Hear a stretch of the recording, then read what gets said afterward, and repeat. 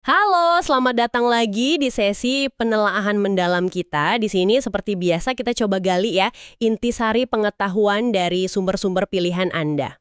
Betul, kita sajikan biar lebih gampang dicerna, relevan, dan pastinya biar Anda dapat pemahaman mendalam tanpa harus repot nyaring informasi sendiri berjam-jam. Fokus ke esensinya ada, oke? Dan untuk sesi kali ini nih, kita mau nyelam ke satu buku yang konsepnya menurut saya kuat banget, Who Not How, karyanya Dan Sullivan dan Dr. Benjamin Hardy. Ah iya, buku yang bagus banget ya tuh. Bener-bener ngebantu kita mikir gimana caranya mencapai lebih banyak lewat kolaborasi ya. Persis. Tapi kita nggak akan bahas semua isi bukunya ya hari ini. Kita mau fokus banget ke satu bab spesifik, bab 7. Nah ini dia, bab 7. Judulnya aja udah bikin penasaran kan? Bagaimana menjadi who yang baik bagi orang lain? Ya gimana caranya nyari siapa yang bisa bantu kita ngerjain apa? Iya, fokusnya ke mencari orang lain. Tapi bab ini, wah dibalik. Jadi misi kita hari ini tuh kita mau eksplorasi gimana caranya Anda bisa jadi who yang benar-benar bernilai Yang transformasional gitu ya. buat orang-orang di sekitar Anda. Pergeseran yang fundamental banget ya, dari cuma nyari bantuan, jadi kita yang jadi sumber bantuan. Betul. Dari hubungan yang mungkin ya kadang kerasa transaksional gitu, lu bantu gua bantu lu, jadi hubungan yang benar-benar saling ngangkat, transformasional. Saling memperkaya gitu ya. Iya. Ini soal kualitas koneksi loh, bukan cuma banyak-banyakan kontak. Oke, mari kita langsung aja kita bedah nih gagasan inti bab 7 ini. Konsep utamanya sebenarnya simpel, tapi dampaknya wah, gede banget kayaknya ya. Gimana tuh?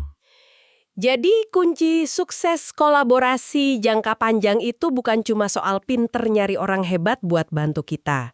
Tapi juga gimana kita sendiri hadir sebagai who yang berharga buat mereka. Jadi kita nggak cuma nerima, tapi aktif jadi kontributor juga dalam hubungan itu. Gitu ya? Persis. Nah, buku ini ngangkat satu sosok nih buat contoh konsep ini. Namanya Joe Polish. Joe Polish. Ya, buat Anda yang mungkin udah sering dengar di dunia bisnis atau pengembangan diri pasti familiar lah ya. Kenapa dia diangkat jadi contoh? Karena dia ini, Forbes sama Inc. itu pernah nyebut dia pria dengan koneksi terbaik dalam bisnis. Dia pendiri Genius Network sama Genius X. Itu kan kelompok mastermind yang isinya orang-orang hebat. Wow. Oke. Dan Sullivan, si penulis buku ini, punya istilah sendiri buat Joe Polish. Dia nyebutnya simpul atau node. Simpul? Maksudnya gimana tuh? Nyambungnya lewat dia. Dia jadi penghubung penting. Oke. Paham. Jadi dia kayak pusatnya gitu ya? Betul. Dan cara dia bangun dan ngerawat jaringannya itu bukan asal-asalan loh. Ada filosofi, ada prinsip di baliknya. Dan ini dia intinya. Ini yang bisa kita pelajari soal gimana jadi who yang baik. Menarik banget. Jadi bukan cuma soal nambah kontak di HP ya? Jauh. Ini soal bangun koneksi yang kuat, otentik, transformasional. Oke. Makin penasaran nih. Ayo kita kupas deh filosofi Joe Polish ini. Apa aja sih pilar utamanya? Prinsipnya apa aja yang bisa kita coba terapin? Biar hubungan kita, ya profesional, ya personal, bisa lebih dalam gitu. Siap. Prinsip pertama nih, ini fondasinya banget, kata Joe. Namanya ketertarikan yang tulus. Are you drawn to them? Ketertarikan yang tulus. Joe itu nganalogiin hubungan kayak milih baju. Kayak milih baju. Iya, harus pas, enak dipakai, nyaman, fungsinya juga oke. Jadi, kita itu perlu ngerasa secara alami tertarik sama orang itu. Entah sama cara mikirnya, karakternya, atau ya energinya aja gitu. Ada chemistry. Wah, ini menarik. Jadi bukan soal, wah orang ini jabatannya tinggi nih, gue harus deketin gitu. Meskipun sebenarnya nggak nyambung-nyambung amat. Nah, itu dia. Justru jangan begitu. Kadang kan networking kesannya strategis banget, agak maksa gitu ya. Iya, kadang kerasa nggak tulus gitu ya. Terus gimana bedainnya? Antara ketertarikan tulus sama ya sekedar sopan atau ada maunya aja? Itu kerasa kok sebenarnya. Jangan paksain hubungan kalau pas interaksi itu rasanya kayak ngerjain PR. Berat. Atau kalau kita ngerasa harus pakai topeng terus. Harus jadi orang lain gitu ya? Betul. Di buku ini ada kutipan bagus nih dari Dan Sullivan pas ngobrol sama Joe soal hubungannya sama istrinya Babs. Dan bilang gini, saya nggak mau ngerjain hubungan. Saya cuma mau hubungan yang berhasil. Wah, dalam banget. Ada bedanya ya antara ngerjain sama berhasil? Beda banget. Hubungan yang tulus itu ngalir, nambah energi buat kita. bukannya malah nguras energi. Harusnya nambah energi ya, bukan jadi beban. Iya. Jadi, coba deh tanya ke diri sendiri. Gimana sih perasaan gue sebenarnya pas lagi sama orang ini? Kalau seringnya ngerasa nggak nyaman, nggak dapat inspirasi, tegang, atau ngobrolnya capek banget, nah itu mungkin sinyal. Sinyal apa tuh? Sinyal kalau energi kita mungkin lebih baik dialihin ke hubungan lain yang lebih alami gitu. Bukan berarti musuhan ya, tapi ya mungkin level kedekatannya disesuaikan aja. Ingat, kualitas bukan kuantitas. Oke, paham. Jadi fondasi awalnya itu koneksi otentik ya, bukan hitung-hitungan untung rugi. Nah kalau udah ada ketertarikan tulus nih, langkah berikutnya apa kata Joe Polish? Prinsip kedua. Prinsip kedua ini, nah ini jantungnya nih. Ini yang paling penting buat jadi who yang baik. Ciptakan nilai terlebih dahulu. You must create value first. Ciptakan nilai dulu. Ini geser pola pikir banget. Ubah pertanyaan di kepala kita. Dari yang tadinya, gue bisa dapat apa ya dari orang ini? Jadi, gue bisa kasih apa ya ke orang ini? Gue bisa bantu dia gimana ya? Wah, ini beneran lawan arus banget sih. Seringnya kan kita deketin orang karena kita butuh sesuatu dari dia. Ini malah disuruh mikirin ngasih duluan. Persis. Dan efeknya tuh gede banget loh. Kalau kita mikirnya cuma untungnya buat gue apa, itu namanya transaksional. Transaksional ya? Iya, hubungan yang dibangun di atas itu biasanya rapuh, dangkal. Di buku ini malah disebutnya agak keras sih, mentalitas parasit. Parasit, waduh. Ya, cuma mau ngambil doang, nggak mau ngasih kontribusi. Dan coba tebak, kalau kita mentalnya gitu, ya kita bakal narik orang yang sama-sama parasit juga ke hidup kita. Nggak mau kan dikelilingin orang begitu? Ya jelas nggak mau lah. Di buku kan ada contoh kuat tuh soal Joe Polish pas ketemu Richard Branson. Nah, iya, Sir Richard Branson, pendiri Virgin. Itu contoh yang sering banget dipakai. Bisa ceritain dikit nggak? Gimana Joe deketin Branson? Kok bisa efektif banget gitu? Bisa-bisa. Ini cerita bagus banget buat nunjukin maksudnya. Jadi, Joe Polish ini dapat kesempatan ketemu Branson. Orang super sibuk kan. Banyak banget yang mau ketemu dia. Pasti. Nah, si Joe ini, dia nggak kayak orang kebanyakan yang langsung minta waktu buat ngomongin bisnisnya dia, atau cuma muji-muji basa-basi. Nggak gitu. Terus gimana? Dia datang udah siap, udah riset dulu. Dia nawarin ide. Tapi idenya itu spesifik dan relevan buat Virgin Unite. Itu yayasan amalnya Branson. Oh, jadi dia nawarin sesuatu buat programnya Branson? Betul. Dia nggak minta. Dia nawarin nilai duluan. Nilai yang nyambung sama sesuatu yang penting buat Branson. Ah, jadi kuncinya bukan cuma ngasih ya, tapi ngasih sesuatu yang bernilai dan relevan buat mereka. Itu dia. Ini butuh usaha ekstra emang. Nggak bisa asal ngomong. Harus riset dulu ya? Iya. Joe nunjukin kalau dia tuh peduli sama misinya Branson, bukan cuma mikirin agendanya sendiri. Ini langsung bikin teras kan? Iya juga ya. Nah, pelajarannya buat Anda nih. Sebelum deketin who idaman atau calon partner penting, coba deh luangin waktu mikir. Nilai konkret apa ya yang bisa saya tawarin sekarang? Riset kecil dulu gitu ya. Iya, riset kecil. Apa sih prioritas mereka? Lagi ada tantangan apa? Apa yang mereka peduliin? Nilai itu nggak harus duit loh. Bisa info penting, kenalan yang relevan, dukungan tulus buat proyeknya, atau sekedar apresiasi yang spesifik banget buat kerja kerasnya dia. Oke. Jadi jelas nih, ngasih nilai dulu, spesifik, relevan, ini fondasi biar hubungannya transformasional, bukan cuma transaksional. Tapi apa cukup sekali aja di awal? Gimana lanjutannya biar hubungannya tetap tumbuh? Nah, pertanyaan bagus. Ini nyambung ke prinsip ketiga. Terus, pelihara hubungan. Continue nurturing the relationship. Dipelihara terus ya, kayak tanaman gitu. Betul. Ngasih nilai di awal itu penting buat buka pintu. Tapi biar awet, ya harus dirawat terus. Di sini, buku ini ngutip Adam Grant, penulis Give and Take. Oh iya, Adam Grant. Soal giver, taker, matcher itu kan? Ya.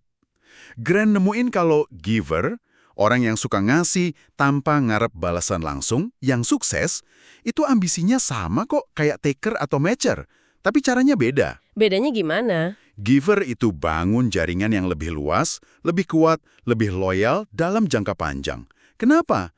Karena mereka nggak dikit-dikit nagih balas budi. Menarik. Jadi giver itu bukan berarti naif atau lembek ya. Mereka tetap punya tujuan, tapi mainnya jangka panjang. Bangun ekosistem yang sehat. Persis. Tapi tantangannya ada nih. Apa tuh tantangannya? Ya, itu tadi, soal konsistensi. Gampang mungkin ya ngasih pas awal kenal atau pas kita lagi butuh sesuatu, tapi gimana caranya biar kita tetap nyiram hubungan ini terus?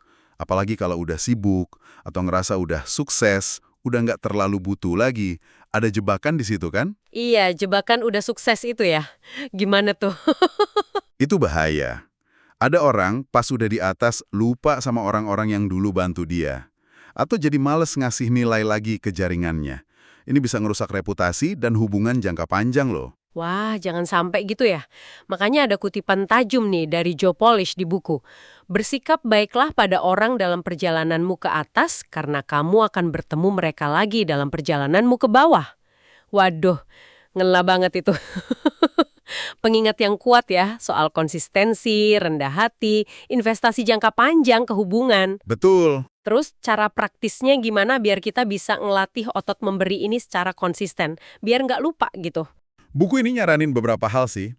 Misalnya ya secara sadar cari kesempatan buat ngelayanin atau ngasih tanpa pamrih. Contohnya, Misalnya, jadi relawan buat isu yang kita peduliin. Atau aktif dukung proyek teman atau kolega. Bisa juga bagi-bagi ilmu atau sumber daya yang kita punya, tanpa diminta. Fokusnya ke tindakan ngasihnya itu loh, jadi bagian dari karakter kita. Bukan transaksi biar dapat balasan cepat. jadi ini soal ngebangun reputasi sebagai who yang berharga dalam jangka panjang ya, bukan cuma sesaat. Iya, jadi who yang baik itu bukan lari sprint, tapi maraton. Bangun reputasi, bangun kepercayaan lewat tindakan nyata yang konsisten. Luar biasa. Masih ada lagi nggak pilar lain dari filosofi Joe Polish ini? Kayaknya udah lengkap banget. Ada satu lagi. Ini mendasar banget. Mungkin malah yang paling sering kita lupain, tapi dampaknya dahsyat. Prinsip keempat itu pentingnya rasa syukur. The supreme importance of gratitude. Rasa syukur. Iya. William James, filsuf sama psikolog itu pernah bilang gini, keinginan terdalam dari sifat manusia adalah kebutuhan untuk dihargai. Kebutuhan untuk dihargai. Kita sering dengar sih nasihat buat bersyukur, tapi kadang kesannya kayak, ya udah, anjuran moral aja gitu. Emang beneran ngaruh ya di hubungan, apalagi di kerjaan gitu? Ngaruh banget. Jangan pernah remehin kekuatan apresiasi yang tulus. Rasa syukur itu kayak lemnya hubungan. Lem perekat ya? Iya, pas orang ngerasa usahanya, kontribusinya, atau bahkan sekedar keberadaan dia itu dihargai, dia bakal ngerasa lebih nyambung, lebih semangat buat ngasih lagi, lebih loyal. Oh gitu ya. Ini bukan cuma soal sopan santun loh. Ini nyentuh kebutuhan psikologis dasar manusia. Pengen dilihat, pengen diakuin. Kalau kita cuekin ini, hubungan bisa jadi dingin, cuma transaksi doang. Dan bukannya banyak riset juga ya yang nunjukin manfaat syukur ini, kayak buat kesehatan gitu. Nah, bener banget. Riset psikologi positif udah banyak buktiin manfaat konkret dari bersyukur secara rutin. Fisik nih ya, katanya bisa ningkatin imun, nurunin tekanan darah. Wah serius? Iya, secara psikologis bisa ningkatin emosi positif, optimisme, kebahagiaan jadi lebih tahan banting sama stres. Dan yang paling nyambung sama topik kita, secara sosial, orang yang bersyukur itu cenderung lebih suka nolong, lebih gampang maafin, nggak gampang kesepian. Jadi lebih proaktif bangun hubungan baik ya? Betul, mereka aktif bangun dan melihara hubungan sosial yang positif dan suportif. Wah, ini benar-benar pengingat buat kita semua ya. Mungkin ini pas banget nih buat Anda yang lagi dengerin. Coba berhenti bentar deh. Tanya ke diri sendiri, kapan terakhir kali Anda ngucapin makasih, tapi yang benar-benar tulus dan spesifik. Ke who penting di hidup Anda. Spesifik ya kuncinya. Iya, bisa ke pasangan, rekan kerja, mentor, temen, atasan, atau bahkan staf yang bantu kerjaan sehari-hari. Jangan cuma buat hal gede, hal kecil yang sering kita anggap biasa aja juga penting diapresiasi. Betul, bilang, makasih ya udah bantu siapin laporan kemarin, detail yang kamu tambahin itu ngebantu banget. Itu jauh lebih ngena daripada cuma, makasih ya. Lebih personal gitu ya. Iya, poin spesifik itu penting. Makasih yang umum itu gampang dilupain.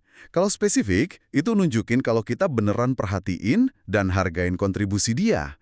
Ini investasi emosional yang kuat banget. Oke. Jadi kita udah bedah 4 prinsip kunci nih dari Joe Polish buat jadi who yang baik. Mulai dari ketertarikan tulus, fokus ngasih nilai dulu. pelihara hubungan terus-menerus. Dan jangan lupa kekuatan rasa syukur yang spesifik. Sekarang, coba tarik benang merahnya lagi deh buat pendengar kita. Apa sih relevansi praktisnya ini semua dalam hidup sehari-hari? Kenapa ini penting banget? Relevansinya tuh jauh lebih dalam dari sekedar tips networking biasa loh. Jadi Who yang baik, dengan terapin prinsip-prinsip ini, itu sebenarnya lagi ngebangun fondasi buat hidup yang lebih kaya makna. Hidup yang lebih bermakna ya. Ya, lebih nyambung secara otentik dan dipenuhin hubungan yang saling dukung, saling ngangkat, bukan malah nguras energi kita. Ini strategi jangka panjang buat kesejahteraan kita secara keseluruhan. Jadi bukan cuma buat sukses bisnis aja ya, tapi ngubah cara kita interaksi di semua area hidup. Dari transaksional jadi transformasional. Itu dia poinnya. Pas kita konsisten terapin ketulusan, fokus ngasih nilai, ngerawat hubungan, bersyukur, kita itu secara alami geser pola pikir. Dari apa untungnya buat gue, jadi gimana kita bisa tumbuh bareng. Di semua interaksi ya. Di semua interaksi. Di kerjaan, keluarga, teman, komunitas. Dan ini kata buku Who Not How, langsung lingkatin yang namanya kebebasan dalam hubungan. Freedom of relationship. Kebebasan dalam hubungan, itu maksudnya apa lagi tuh? Agak abstrak kedengarannya. Maksudnya gini, kita nggak lagi ngerasa kejebak dalam hubungan yang rasanya kayak kewajiban, beban, atau penuh pura-pura. Nggak enak kan gitu? Nggak emak banget. Nah, sebaliknya, kita jadi punya kebebasan buat milih dan bangun koneksi yang beneran ngasih energi, dukung pertumbuhan kita, sejalan sama nilai-nilai kita. Hubungan jadi sumber kekuatan, sumber inspirasi, bukan sumber stres. Jadi kita narik orang yang pas buat kita gitu ya. Iya, karena kita sendiri udah memancarkan kualitas sebagai Who yang baik. Wah, itu perspektif yang keren banget sih. Memberdayakan ya rasanya. Oke. Biar makin nempel nih, kita rangkum sekali lagi ya poin paling penting dari bab 7 Who Not How ini. Kalau Anda mau jadi Who yang benar-benar bernilai buat orang lain, ingat 4 pilar ini. Pertama, bangun hubungan dari ketertarikan yang tulus. Rasain chemistry-nya, jangan dipaksa cuma karena ada maunya. Kedua, putar balik fokusnya. Ciptakan nilai terlebih dahulu, tanya apa yang bisa gue kasih, sebelum tanya apa yang bisa gue dapat. Jangan lupa riset kecilnya. Ketiga, ingat ini maraton bukan sprint, pelihara hubungan secara berkelanjutan, terus siramin, rawat, hadir bahkan pas lagi nggak butuh. Dan keempat yang sering kelupaan tapi penting banget, rasa syukur. Tunjukin apresiasi Anda, tulus, spesifik, dan sering-sering deh. Dan ingat ya, ini tuh jalan dua arah yang indah banget. Pas kita sadar, investasi buat jadi Who yang lebih baik, lebih tulus, lebih ngasih nilai, lebih konsisten, lebih bersyukur. Kita ndak cuma bikin hubungan yang udah ada makin kuat, tapi kita juga secara alami bakal narik Who berkualitas lainnya masuk ke lingkaran kita. Kualitas itu narik kualitas lagi. Benar juga ya. Oke, sebagai penutup nih, kita mau kasih satu pemikiran buat Anda bawa pulang. Mungkin bisa langsung dicoba juga ya. Apa tuh? Coba deh pikirin satu aja, hubungan penting dalam hidup Anda sekarang. Bisa sama pasangan, anak, teman kerja, bos, anak buah, mentor, siapa aja deh. Oke, udah kepikiran satu hubungan? Nah, pertanyaannya gini, gimana caranya Anda bisa terapin satu aja dari 4 prinsip Joe-Polis tadi, ketertarikan tulus, ngasih nilai dulu, melihara hubungan, atau rasa syukur, buat jadi Who yang sedikit lebih baik dalam hubungan itu? Mulai minggu ini. Langkah kecil aja, yang konkret, yang paling mungkin Anda lakuin minggu ini. Apa itu? Tantangan reflektif yang menarik ya. Iya, oke deh. Terima kasih banyak udah nyimak penelaahan mendalam kita kali ini. Semoga obrolan kita soal bab 7, Who Not How ini ngasih inspirasi dan mungkin alat praktis ya buat Anda bangun hubungan yang lebih transformasional, lebih memuaskan, lebih bermakna. Semoga bermanfaat ya. Sampai jumpa di sesi berikutnya.